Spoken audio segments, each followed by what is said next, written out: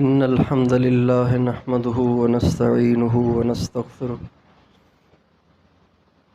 من يهده الله فلا مضل له ومن يضلل فلا هادي له وأشهد أن لا إله إلا الله وحده لا شريك له وأشهد أن سيدنا ونبينا وحبيبنا وشفيعنا وقرة أعيننا محمدا عبده ورسوله صلی اللہ تبارک و تعالی علیہ وعلی آلہ واصحابہ وازواجہ وذریتہ وبارک وسلم تسلیما کثیرا اما بعد فاعوذ باللہ من الشیطان الرجیم بسم اللہ الرحمن الرحیم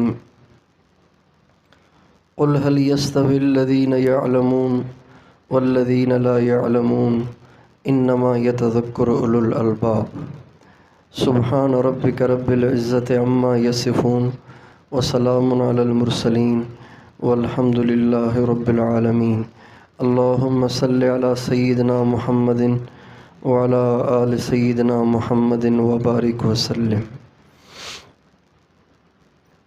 میرے محترم بھائیو اور دوستو،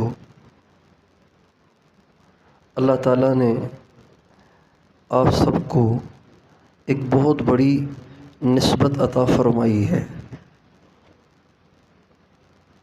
نسبت بڑی کام کی چیز ہوتی ہے۔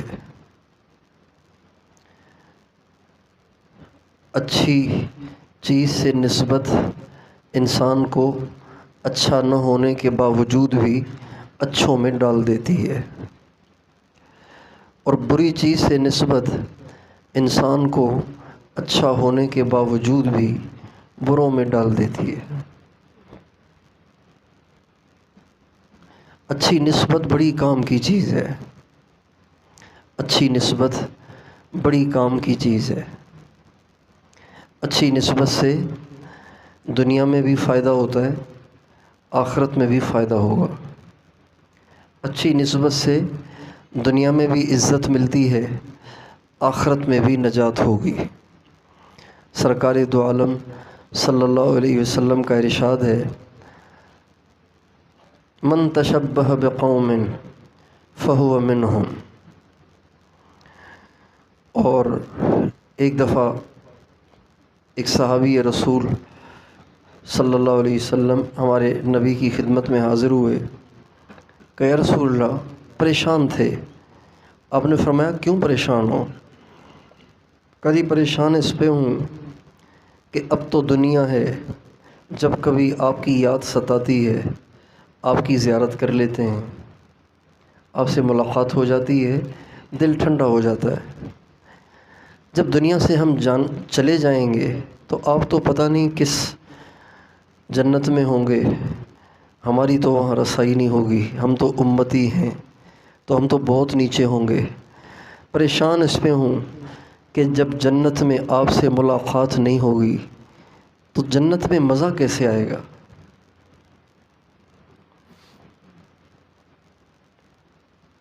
ہمارے نبی خاموش رہے، جبریل آ گئے، انہوں نے آ کے ہمارے نبی کو پیغام دیا۔ ہمارے نبی نے فرمایا المرء مع من احب، جو جس سے محبت رکھتا ہو قیامت کے دن اسی کے ساتھ ہوگا، جنت میں اس کے پڑوس میں ہوگا۔ تو اچھی نسبت بہت اچھی چیز ہے۔ اللہ تعالیٰ نے آپ سب کو ایک عظیم الشان نسبت عطا فرمائی ہے، وہ علم دین کی نسبت ہے۔ علم دین کی نسبت بہت بڑی چیز ہے۔ علم کے ساتھ وابستگی بہت اچھی چیز ہے اور بہت بڑی قیمتی چیز ہے، مگر عام طور سے اس مبارک اور مقدس نسبت کی لوگ لاج نہیں رکھتے۔ عام طور سے اس مقدس نسبت کی لوگ لاج نہیں رکھتے۔ نسبت ہوتی ہے لیکن اس کے تقاضوں پہ عمل نہیں کرتے، نسبت ہوتی ہے لیکن اس کی قدر ہی نہیں کرتے، نسبت ہوتی ہے لیکن اس کے آداب کا خیال ہی نہیں کرتے۔ جسے علم دین کی نسبت حاصل ہو، جسے علم دین کی نسبت حاصل ہو، اس کے لیے بنیادی چیز سب سے ضروری اور اہم چیز یہ ہے کہ اس کی زندگی گناہوں سے پاک ہو۔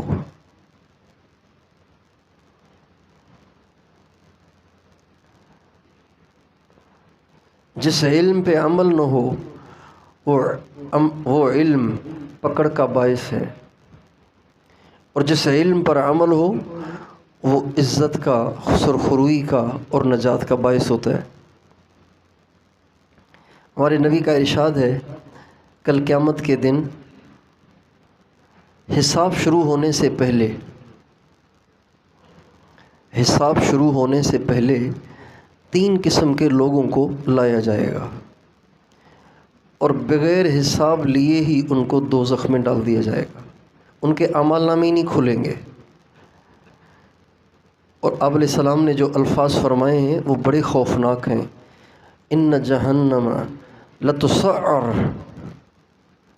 جن کے ذریعے سے جہنم کو بھڑکایا جائے گا، وہ 3 شخص ہوں گے۔ ان میں سے ایک عالم ہوگا۔ اللہ تعالیٰ بلائیں گے اور فرمائیں گے کیا کر کے لائے ہو؟ کہے گا جی ساری زندگی یہی کچھ کرتا رہا، پڑھاتا رہا۔ اللہ تعالیٰ فرمائیں گے کس کے لیے؟ کہا جی آپ کے لیے نہیں، جھوٹ بولتے ہو، کذبتا، جھوٹ بولتے ہو، تم نے اس لیے پڑھایا کہ لوگ کہیں واہ واہ بڑے علامہ صاحب ہیں، کیا کہنے ان کے سبق کے، کیا کہنے ان کی تقریر کے، کیا کہنے ان کے علم و ہنر کے، ایسے نقطے بیان کرتے ہیں کہ آدمی شش در رہ جاتا ہے۔ تم نے اس لیے کیا تھا نا یہ سب کچھ، وہ کہا جا چکا، اب تیرے لیے ہمارے پاس جہنم کے سوا کچھ نہیں ہے۔ چنانچہ اس کو پکڑ کے اوندھے منہ جہنم میں پھینک دیا جائے گا۔ اور جو دوسرے 2 ہوں گے وہ بھی دنیا دار نہیں، وہ بھی دینی نسبتوں سے منسوب ہوں گے۔ ایک سخی ہوگا، ایک شہید ہوگا۔ عالم، سخی اور شہید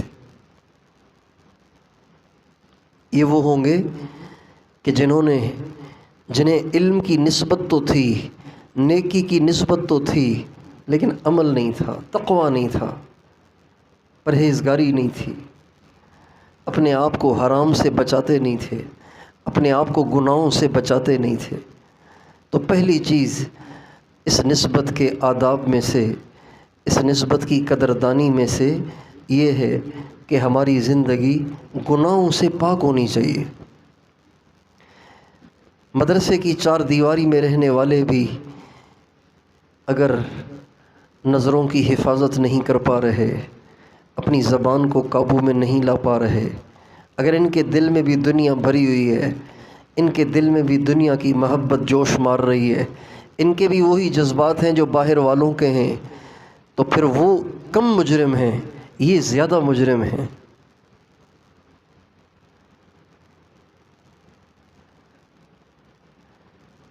یونیورسٹی میں بدنظری کرنے والا کم مجرم ہے، مدرسے میں رہ کر بدنظری کرنے والا بڑا مجرم ہے، بازاروں میں رہ کر غیبتیں کرنے والا چھوٹا مجرم ہے، مدرسے میں رہ کر غیبت کا عادی، غیبت کرنے والا یہ اس سے بڑا مجرم ہے۔ بازار میں زندگی گزار کر دنیا پہ مر مٹنے والا اور دنیا کی طمع رکھنے والا اور دنیا سے محبت رکھنے والا چھوٹا مجرم ہے۔ بخاری پڑھتے ہوئے، جلالین پڑھتے ہوئے، مشکات پڑھتے ہوئے، قدوری پڑھتے ہوئے، ترجمہ تفسیر پڑھتے ہوئے دنیا سے محبت کرنے والا، دنیا کو دل میں بسانے والا، دنیا کے جذبات اور خواہشات کو رکھنے والا اس سے بڑا مجرم ہے۔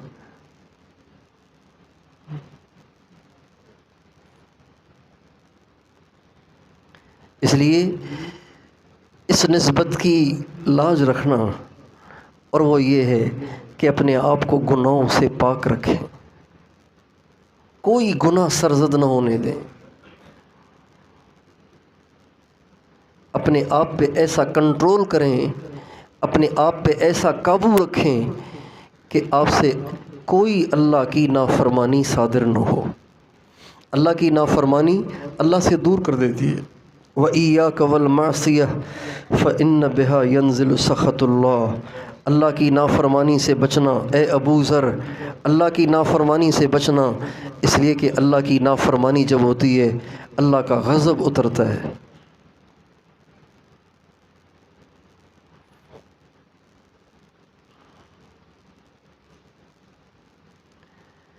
اس لیے مدارس میں پڑھنے والے بچوں میں تقویٰ کا ہونا زیادہ ضروری ہے۔ دیکھیں یہ مدارس صرف صرف جاننے والا اور نحو جاننے والا فرد پیدا کرنے کے لیے نہیں ہے۔ یہ مدارس صرف فرفر گردانے کرنے والے اور عربی کی ترکیبیں جاننے والے اور فقہ کی جزیات کا علم رکھنے والے بنانے کے لیے نہیں بنائے گئے۔ یہ مدارس ایسے رجال کے بنانے کے لیے بنائے گئے ہیں کہ جو علم میں بھی کمال رکھتے ہوں، علم میں بھی رسوخ رکھتے ہوں اور نسبت مع اللہ کے بھی حامل ہوں، ان کا اللہ سے تعلق بھی مضبوط ہو، ان کا تقویٰ بھی کامل ہو، ان کا توکل بھی کامل ہو، وہ دنیا میں کچھ نہ چاہتے ہوں، ان کو دنیا سے سروکار نہ ہو۔ ہمیں دنیا سے کیا مطلب، مدرسہ ہے وطن اپنا، مریں گے ہم کتابوں پر، کفن ہوں گے ورق اپنا، ورق ہوں گے کفن اپنا۔ یہ اس دور کے دیوبند کے طلباء کے اشعار ہیں۔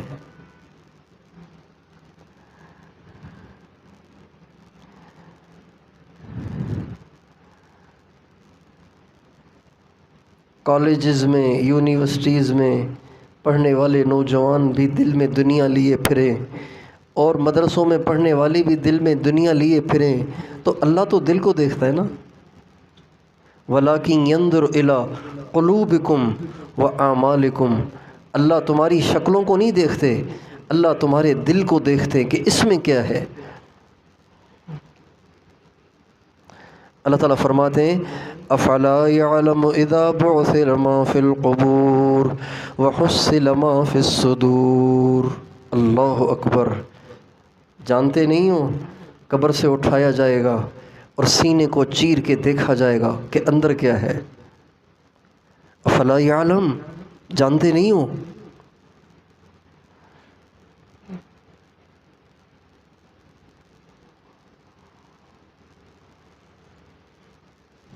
اس لیے تقویٰ ضروری ہے، گناہوں سے پاک رہنا ضروری ہے، دل کا دنیا سے پاک ہونا، نگاہ کا بے حیائی سے پاک ہونا، زبان کا گناہ سے پاک ہونا، کانوں کا پاک ہونا، شرمگاہ کا پاک ہونا، سارے وجود کا اللہ کی نافرمانی سے پاک ہونا، یہ ضروری ہے، علم کے لیے ضروری ہے۔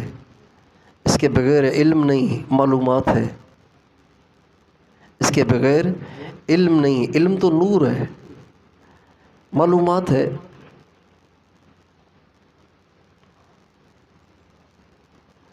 انسان اگر کسی چیز کا عزم کر لے تو اس کو کرنا اللہ پاک اس کے لیے آسان کر دیتے ہیں۔ اگر ایک انسان طے کر لے نا میں نے کوئی گناہ نہیں کرنا، کچھ بھی ہو جائے، چاہے نفس مجھے کتنا مجبور کرے، میں نے نہیں کرنا، تو انسان اگر عزم کر لے تو ہو سکتا ہے۔ ہمت کرے انسان تو کیا ہو نہیں سکتا، وہ کون سا عقدہ ہے جو حل ہو نہیں سکتا۔ انسان اگر عزم کر لے تو اپنے آپ کو گناہ سے بچا سکتا ہے۔ قطب الاقطاب شیخ الحدیث مولانا محمد زکریا صاحب رحمۃ اللہ علیہ نے فضائل صدقات میں ایک بزرگ کا واقعہ لکھا ہے۔ وہ فرماتے ہیں کہ ایک بزرگ تھے حضرت فتح موصلی رحمۃ اللہ علیہ، وہ جا رہے تھے تو ایک نیک آدمی بیٹھے دعا کر رہے تھے،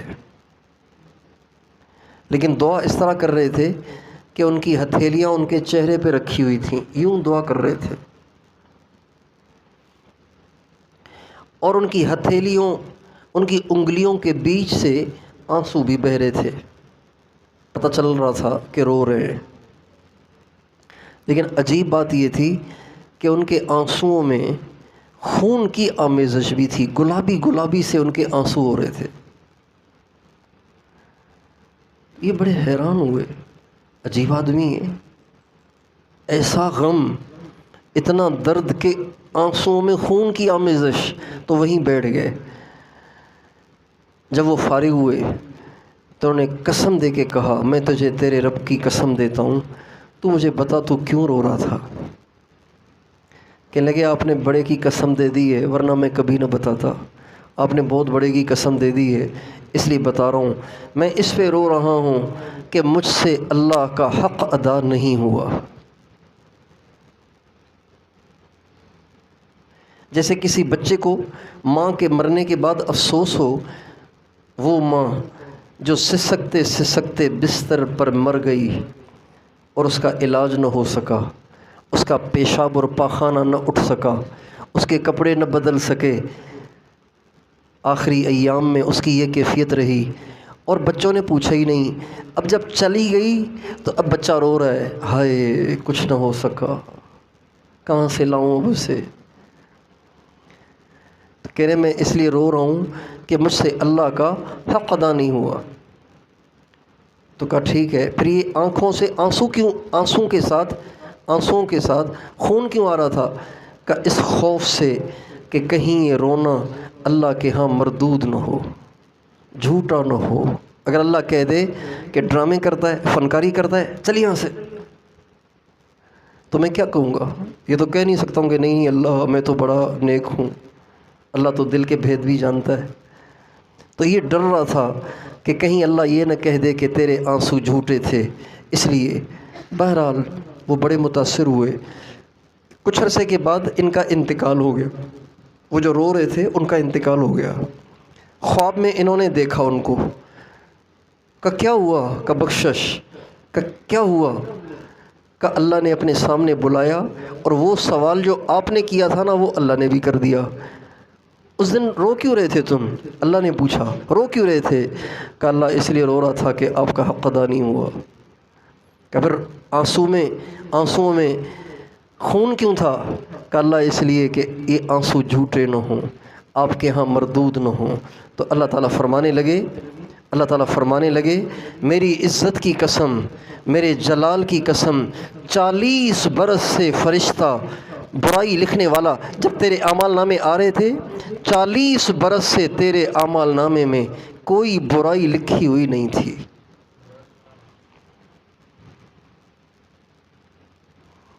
میری عزت اور میرے جلال کی قسم، تو پھر بھی رو رہا تھا جبکہ تیرا اعمال نامہ 40 برس سے گناہوں سے پاک اور صاف آ رہا تھا۔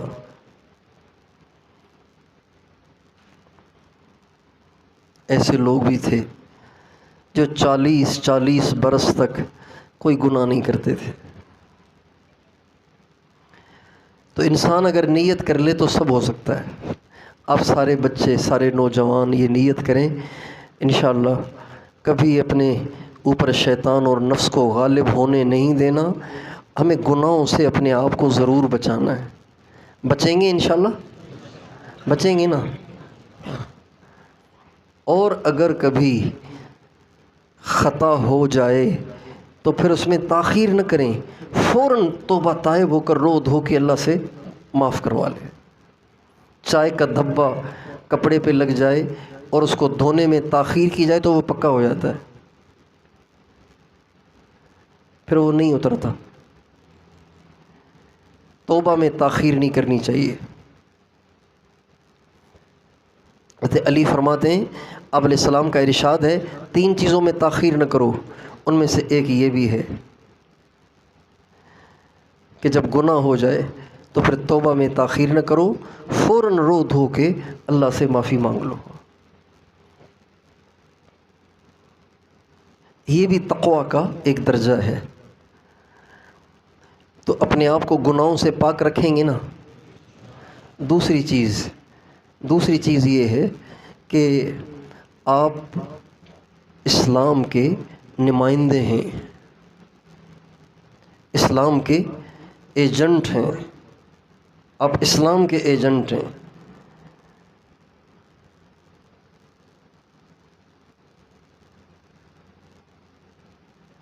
لہٰذا آپ غلط کریں گے تو آپ پہ آنچ کم آئے گی، اسلام پہ زیادہ آئے گی۔ لوگ کہیں گے دیکھا ہوا ہے مولویوں کو، دیکھا ہوا ہے حافظوں کو، دیکھا ہوا ہے قاریوں کو، یہ مسجدوں میں مدرسوں میں کیا کرتے ہیں، پتہ ہے ہمیں سب کچھ۔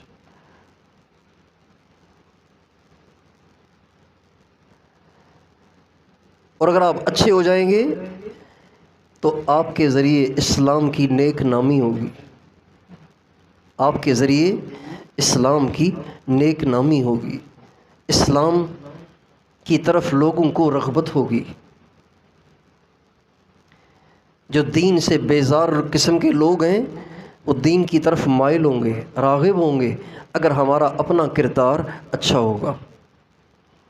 تو دوسری درخواست یہ ہے کہ ہم ہر چیز میں سنت کی پیروی کی کوشش کریں، اتباع سنت کی کوشش کریں، سر سے لے کے پاؤں تک 24 گھنٹے کی زندگی حضرت محمد صلی اللہ علیہ وسلم کے طریقے پر گزارنے کی کوشش کریں۔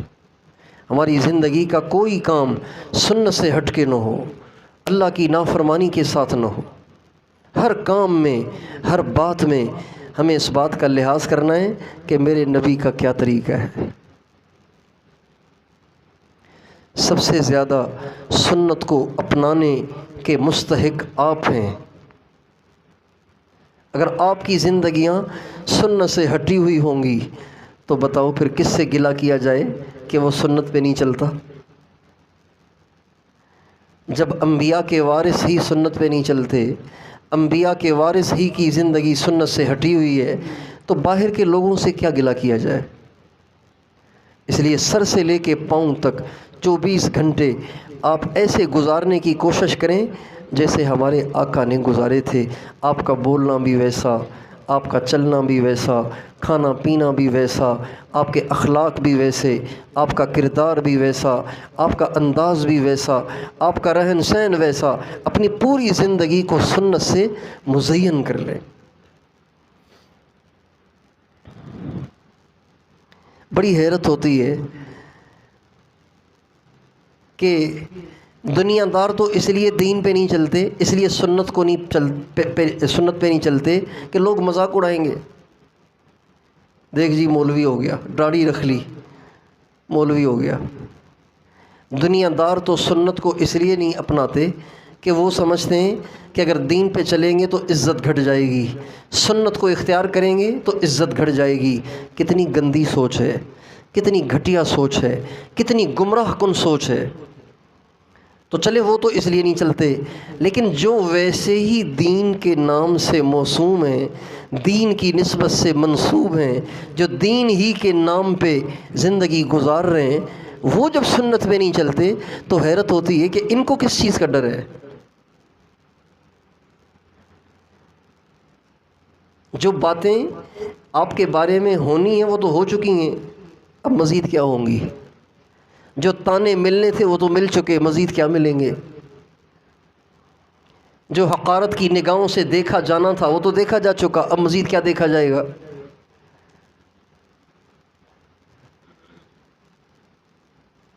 تو ہمارا سنت سے ہٹ کے اپنے اوقات کو گزارنا یہ قابل تعجب ہے، یہ حیران کن ہے، اور کتنی کم قسمتی اور محرومی کی بات ہے کہ ہم دین سے منسوب ہو کر بھی ہم سنت سے محروم ہوں اور سنت کی زندگی نہ گزار رہے ہوں۔ تو آپ سارے نوجوانوں سے یہ بھی درخواست ہے، طے کر لو اس کو کہ ہر بات، ہر کام میں ہم سنت کو اپنائیں گے، سنت پہ چلیں گے۔ تیار ہے؟ تیار ہے؟ کون کون تیار ہے؟ سنت من کان منکم مستنن فلیستن بمن قد مات اولئک اصحاب محمد صلی اللہ علیہ وسلم۔ جو تم میں سے کسی کے طریقے پہ چلنا چاہتا ہے تو وہ ان کے طریقے پر چلے جو چلے گئے، اور وہ اصحاب محمد ہیں علیہ الصلاۃ والسلام۔ لہٰذا جیسے وہ چلے ہیں ویسے ہمیں چلنا ہے۔ ہمارے نبی کی ہر چیز کو صحابہ نوٹ کرتے تھے، اس پہ عمل کرتے تھے، ہر چیز کو، اور پھر اس کو اوروں تک پہنچاتے تھے۔ ہمارے نبی کی ہر سنت کو ہم تک صحابہ نے پہنچایا نا۔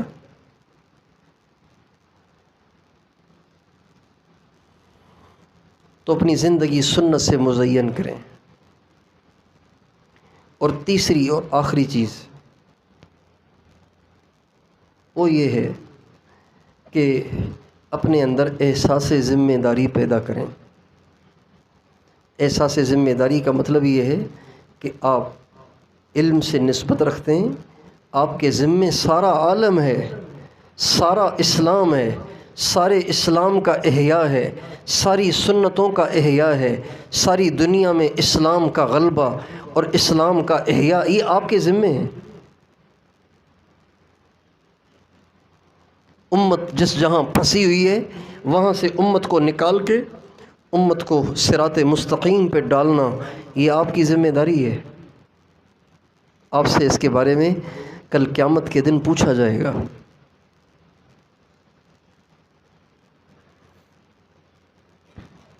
علماء انبیاء کے وارث ہیں۔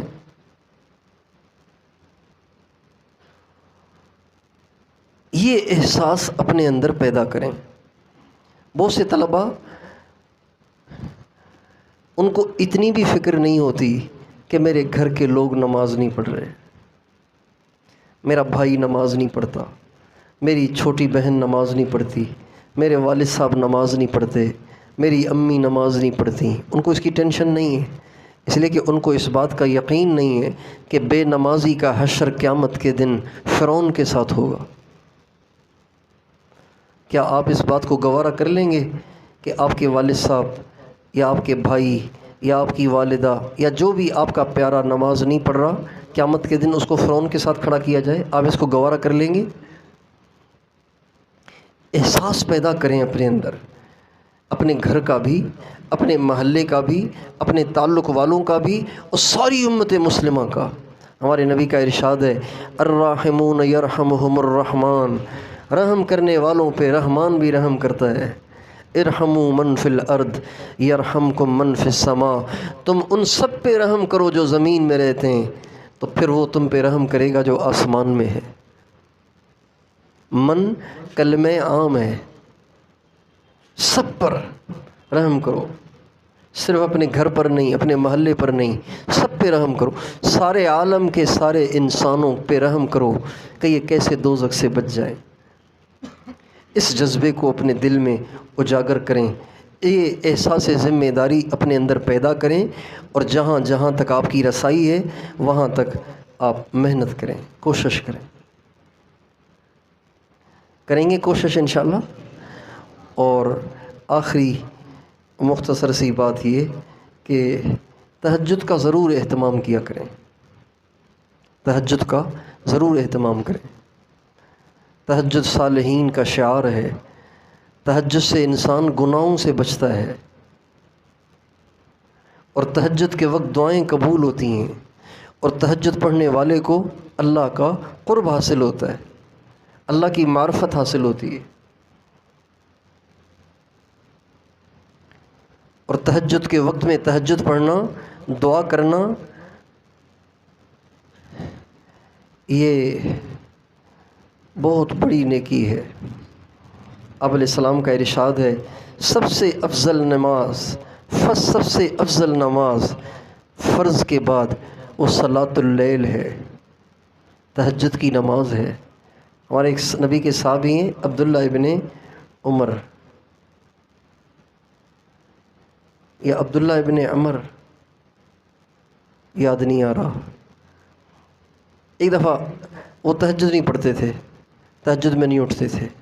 آپ علیہ السلام نے ایک دفعہ، وہ کہیں کھڑے تھے تو آپ علیہ السلام ان کی طرف متوجہ نہیں ہوئے، آپ کے پاس جو لوگ موجود تھے ان سے فرمایا، ان عبداللہ رجل صالح لو قام من اللیل، عبداللہ بڑا نیک آدمی ہے، کاش کہ رات کو اٹھا کرتا۔ بس اس کے بعد پھر انہوں نے تہجد نہیں چھوڑی۔ علیکم بقیام اللیل فإنہ دأب الصالحین من قبلکم، تہجد کو لازم پکڑو، اس لیے کہ تم سے پہلے نیک لوگوں کا یہ شعار رہا ہے۔ اور ہمارے نبی کو اللہ تعالیٰ نے 20 جگہ قرآن پاک میں تہجد کی ترغیب دی ہے۔ یا ایھا المزمل قم اللیل الا قلیلا نصفہ او انقص منہ قلیلا او زد علیہ ورتل القرآن ترتیلا انا سنلقی علیک قولا ثقیلا ان ناشئة اللیل ہی اشد وطئا واقوم قیلا ان لک فی النہار سبحا طویلا واذکر اسم ربک وتبتل الیہ تبتیلا رب المشرق والمغرب لا الہ الا هو فاتخذہ وکیلا۔ اللہ ہمارے نبی کو تیار کر رہے ہیں۔ وَمِنَ اللَّيْلِ فَاسْجُدْ لَهُ وَسَبِّحْهُ لَيْلًا طَوِيلًا۔ آپ نہیں پڑھیں گے تو کون پڑھے گا؟ کون ہے دنیا میں جس سے اس کی توقع کی جائے کہ وہ تراہم رکعا سجدا والذین یبیتون لربہم سجدا وقیاما کا مصداق بنے؟ کس سے توقع کی جا سکتی ہے؟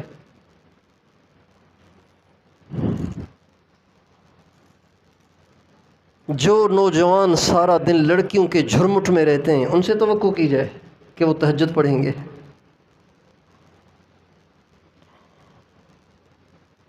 اگر آپ بھی نہیں پڑھتے تو کون پڑھے گا؟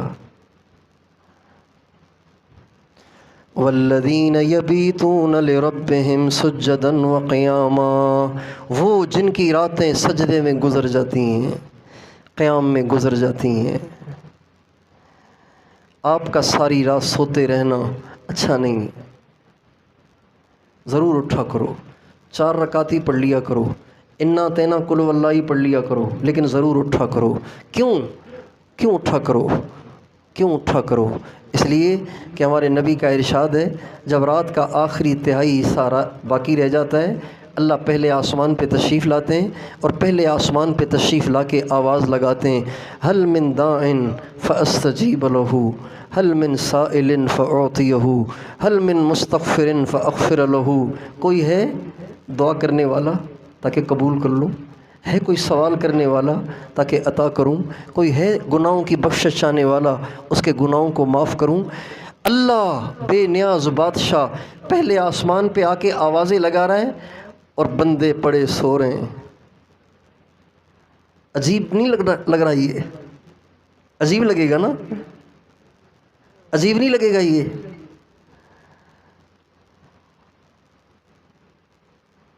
باپ کھڑا ہوا ہے، بیٹا کرسی پہ ٹانگ رکھ کے بیٹھا ہوا ہے، اچھا لگے گا؟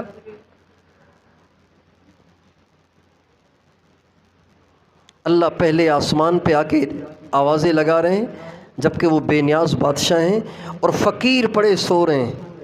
کتنے ناسمجھ اور نادان ہیں کہ لینے کے وقت میں پڑے سو رہے ہیں۔ اس لیے تہجد ضرور پڑھو، پابندی سے پڑھو۔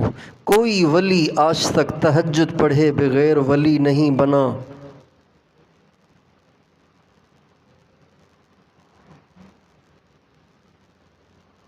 کوئی ولی آج تک تہجد پڑھے بغیر نہیں بنا۔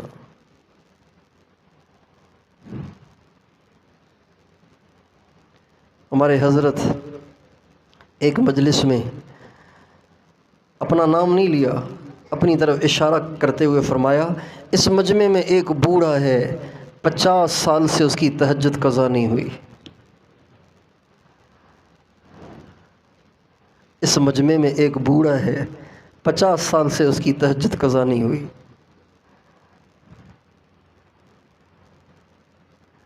تو پڑھیں گے نا انشاءاللہ۔ اللہ تعالیٰ مجھے اور آپ کو توفیق عطا فرمائے۔